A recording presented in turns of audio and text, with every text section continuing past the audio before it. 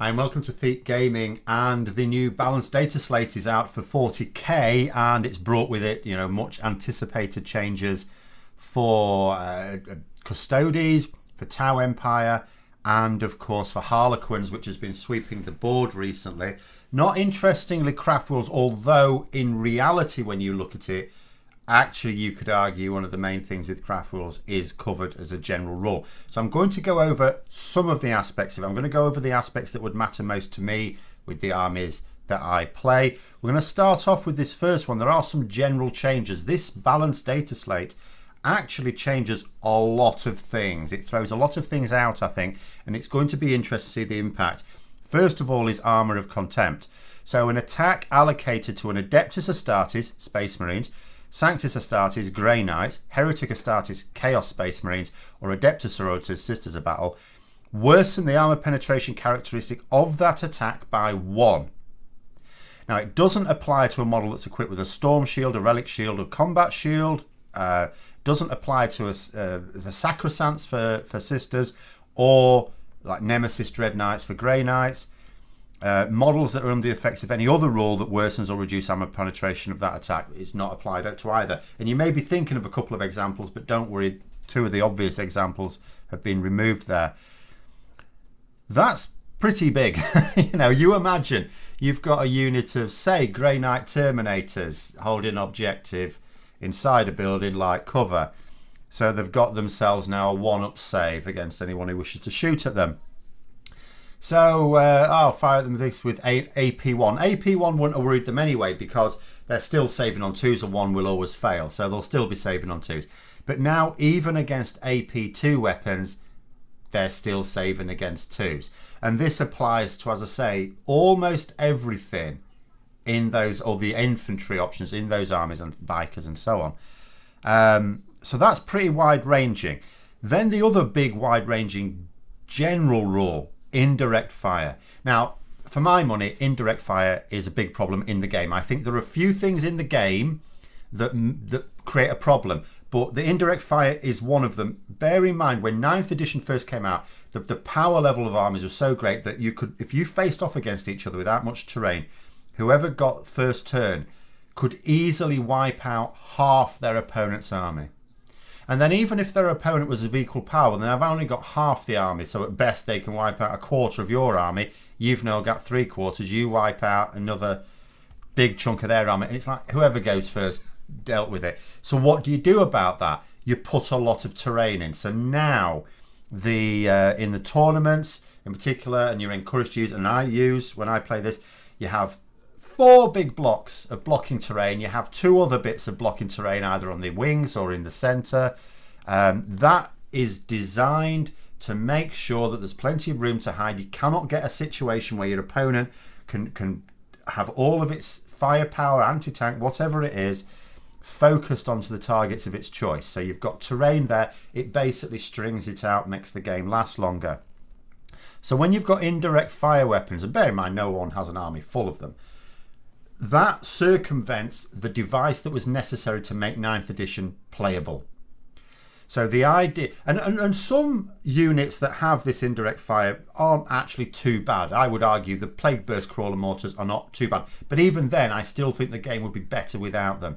But some of them were absolutely ridiculous. Of course, lately we've heard of Tau Empire smart missile systems dominating before Harlequins came along. So now what's happening is, if you, with an indirect fire weapon, target someone for whom you don't have line of sight, you have to worsen the ballistic skill characteristic of the attack by 1 and add 1 to armor saving throws made for that attack. So that all of a sudden is a potentially decent change there. That could be a big change. But Astra Militarum are not affected by it. And are they one of the worst offenders? We don't see them dominating, but they haven't got their 9th edition codex yet. I do worry about what would happen eventually when they do. But it will certainly weaken things like the smart missile systems and the Craft World's support weapon systems. I still think it would be better without them. But then the one that for me is like, it can be argued this is a good change. It's another general change, but I just worry about who it hits. So the bodyguard abilities, basically it's gone. Anything that's got the bodyguard ability. It still has the bodyguard ability, but now that has changed out of what it used to be. It will now be that a character can use the Lookout Sir roll even if this unit contains fewer than 3 models. So you think about the bodyguards that I'm mostly minded to think about. Death Shroud Terminators for Death Guard, Sacrosancts or Celestian Squad for Adeptus Sororitas. And all of a sudden, and yes, it's certainly argued, you can argue, having a unit of Sacrosancts hidden in a building or behind blocking terrain, say, and then having a character within 3 inches of them, but out in the open, taunting all the anti-tank that might want to target them but can't. You could argue, okay, bit silly, you know, your bodyguard probably should be in front. But, so from that point of view, I can absolutely agree. You know, in isolation, I can look at that rule and go, well, maybe that is better. But I just think, Death Guard have already been hit with the points increases on Terminators, for example. And it's not like Death Guard were sweeping the board. Death Guard were an okay army. They weren't brilliant. And all of a sudden, a load of their stuff was increased in points. And now you've removed the bodyguard ability from Death Shroud. And I'm just thinking, is this a new rule, a better rule? Probably. But it's not a... it's just something that hits the army again that was already weak. And there's no like buffs to compensate. But I'm not going to go too much on it because at the end of the day, it probably is, in general terms, if you just look at this and you don't think about any particular units, you look at it and you think, do you know what, this is probably a better rule. But it's another big general rule that's coming. Then on to some specific armies. So I'll not go through all of these, but I'll go through the ones that are of most interest to me. Adeptus Sororities. So first of all, they are now going to gain a miracle die at the start of each turn, not battle round. So that means they now got 2 per battle round instead of just 1. Then the next one. Now this is a consequence of that first general rule. Change the second bullet point of Stoic Endurance Order of the Valorous Heart. Conviction to read each time an attack is made against a unit with this conviction, that attack's wound roll can be re-rolled. Now, the rule used to be against AP1 or AP2, you would reduce the AP by 1. But that's baked in now. In fact, a better version's baked in because it's always reducing the AP by 1. Even against AP3 or 4, doesn't matter, you're reducing the AP by 1. So that's baked in. So they've replaced this now with you can't re-roll wound rolls. That's fine, that's grand. So Sororitas have sort of lost in that Sacrosancts aren't as powerful now. Celestian Squad as well with the bodyguard rule there, but they've gained in terms of they're going to get an extra miracle die each battle round, and for Valorous Heart you've got this baked in ability, and they're all buffed, remember, all of them. So even a unit of Battle Sisters hiding a building, holding an objective, you know, 3 up save, 2 up save in light cover, AP1 still a 2 up save, AP2, well, it's now a 3 up save. So they're now tougher. So, you know, overall, probably a buff. Astra Militarum I won't talk about because I don't really know about it. In fact, actually, these are old ones anyway. Never mind. That's not the latest one. Custodes have been nerfed a little bit. I'm not going to go over these in detail because I don't as yet play Custodes. I will do at some point. That's on the way. But they've managed to clip their wings a little bit without points increases. Maybe they should have still had the points increases, but they've done it via stratagems here. So certain stratagems can only be used once. They've also reduced some abilities and focusing it on infantry, like change the Adeptus Custodes keyword in all instances of the Arcane Genetic Alchemy and Emperor's Auspice stratagems to mean infantry only. The Genetic Alchemy, I think, is the one. I should have looked this up, but I don't want to talk too much about it anyway. I think that's the transhuman physiology, isn't it? But either way, they're restricting the units that can take advantage of this. Adeptus Mechanicus, that was already covered. That's not new. Space Marines, again, there's nothing really here. It's Salamander's tactic. Again, just like the Valorous Heart for Adeptus Sororitas, they had a thing which was reduce the AP of AP1 and AP2 weapons by 1. That's baked in and better. So now they've had their tactic replaced with a can't reroll wound rolls. Great, fine. Chaos Space with nothing new there. Death Guard, okay, the Terminators now get the objective secured ability. I don't think that really compensates for the points increases and the nerf to Bodyguard. As I say, I'm not criticising the change to Bodyguard in general, but I just... Death Guard, they weren't hurting anyone. They weren't hurting anyone. But okay, that's, you know, I just still argue if you've got some Terminators near an objective, they've just killed whatever else was on it. But it's technically a buff. Drakari's already been covered. That was an old one. Necron's an old one. Orcs is an old one. Harlequins.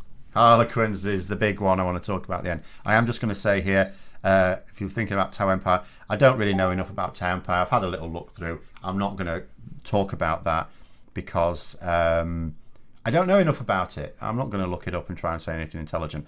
But the Harlequins one. Harlequins needed dealing with. We'll get that out there because I don't agree with all of the things they've done here. I'm going to focus on like the second, not so much the first one. This is fine for the Mirror Architect pivotal role. That's okay, and that's still fine because it could basically. All right, we'll talk about this one anyway. What it was is you could put a Shadow Seer in amongst a load of Voidweavers, and it's like, oh, you want to shoot my Voidweavers? They're now 6 inches further away. So what they're now saying is this applies to core. And I'd have to check, but I'm pretty sure Voidweavers are not core. The next one absolutely was needed. The Favour of Chegarath Warlord trait. So once per turn when you make a melee hit, roll, a wound roll, or a saving throw for this Warlord, after making the roll, you can treat the result as an unmodified roll of a 6 instead. How that's changed, it used to be just attack, and how this was used was for a Death Jester Sniper. You give it this ability. You give it the ability where 6s generate 3 additional hits on its snipey weapon, and you are guaranteed, even if you miss with everything, even on Overwatch, you're guaranteed 4 hits. Because whatever you rolled, you could turn one of them into a 6, and then that generates an additional 3, and it hits on 2s. You had a 50-50 chance of rolling 3 dice and getting a 6 anyway. So you could have a 6, which is all of a sudden 4 hits. You could have another hit because you're hitting on 2s.